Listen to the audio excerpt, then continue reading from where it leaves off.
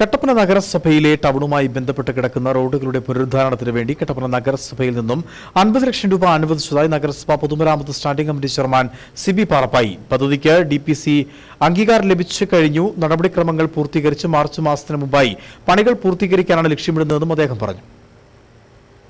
Police station, പുതിയ stand, village office road, Edasseri junction, പുതിയ stand, Sagara KGS junction bypass, market road, പഴയ stand road തുടങ്ങിയ ടൗണുമായി ബന്ധപ്പെട്ട് നിൽക്കുന്ന മുഴുവൻ റോഡുകളുടെയും നവീകരണത്തിന് വേണ്ടി 50 ലക്ഷം രൂപയുടെ പ്രോജക്റ്റിന് DPC അപ്രൂവൽ നൽകിയിരിക്കുകയാണ്.